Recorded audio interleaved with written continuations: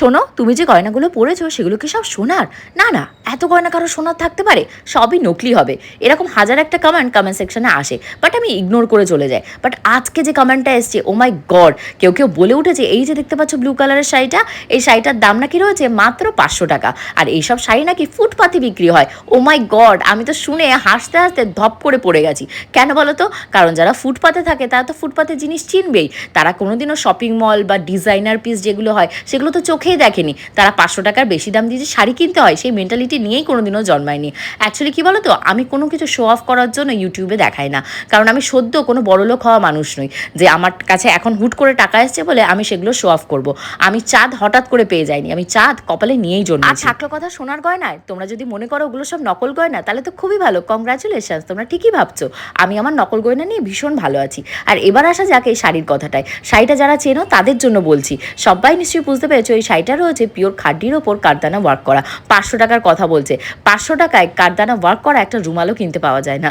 আর তো শাড়ির কথা, এই শাড়িগুলোর কি দাম এক্স্যাক্টলি কিন্তু তোমাদের সাথে আমি শেয়ার করবো না, কারণ যদি দাম বলি ভয় পেয়ে যেতে পারো। তার জন্য আমি রঙের মেলা যে পেজ থেকে এই শাড়িটাকে নিয়েছি সেই ডিটেলস সমস্ত তোমাদের সাথে শেয়ার করে দিলাম। আর আমাকে যে মেকআপ করেছে প্রিয়া, তার ডিটেলসও দেওয়া থাকলো। কারো যদি আমার মেকআপটা পছন্দ হয় ওকে কিন্তু বুক করতে পারো।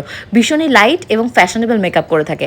আমার আজকের মেকআপটা ভীষণ ভালো লেগেছে। সো আমার প্রিয় ভিউয়ার্স, অবশ্যই কিন্তু কমেন্ট করে জানিও আজকে আমাকে দেখতে কেমন লাগছে। খুব ইচ্ছা ছিল জানো তো এই শাড়িটাকে সবার আগে পরবো এই ব্লাউজটা দিয়ে, বাট কি হচ্ছে সানলাইট চলে গেছে, তার জন্য ছাদে শ্যুট করতে পারিনি।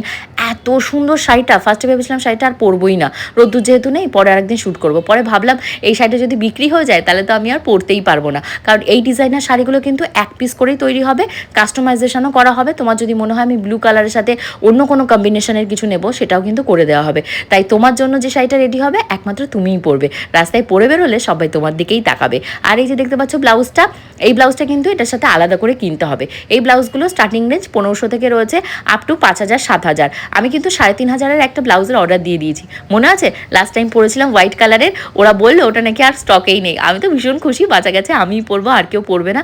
তোমাদের যদি কোনো কোয়ারিজ থাকে তোমরাও করতে পারো। আজকে কিন্তু আমি আমার এই ব্লু শাড়িটাকে ভেবেছিলাম হয় না দেবদাস স্টাইলে ঐশ্বর্যরাই যেমন পরেছিল সেই রকমভাবে দেবদাস স্টাইলে পরবো, বাট আর পরা হয়নি। তোমাদের কারো না কারো কপালে নিশ্চয়ই এই শাড়িটা আছে, যে নেবে অবশ্যই কিন্তু দেবদাস স্টাইল করে পরো। আজকে যেহেতু সোনার গয়না বাড়িতে কিছু ছিল না তার জন্য গোল্ড জুয়েলারি পরিনি, বাট আমি মনে মনে ভেবেছি এরকম একটা রয়্যাল ব্লু কালারের অন্য কম্বিনেশনের শাড়ি আমি নেবো। আর তোমরা আমাকে কমেন্ট করে বলো এই ব্লু কালার সোনার গয়না কি সত্যিই মানাতো, নাকি শাড়িটার কালার এতটাই সুন্দর আর কারুকার্যটা এতটাই সুন্দর যে সোনার গয়নার দরকার নেই। দেখো ঠাসা কি সুন্দর কারদানা ওয়ার্ক করা রয়েছে। যখন পূজা স্বর্ণর বিয়ে হয়েছিল স্বর্ণ একটা পাঞ্জাবি কিনেছিল কারদানা ওয়ার্ক করা, সেটার দামই নিয়েছিল 5000 টাকা। তাহলে গেস করতে পারছো এই শাড়িটার দাম কত হতে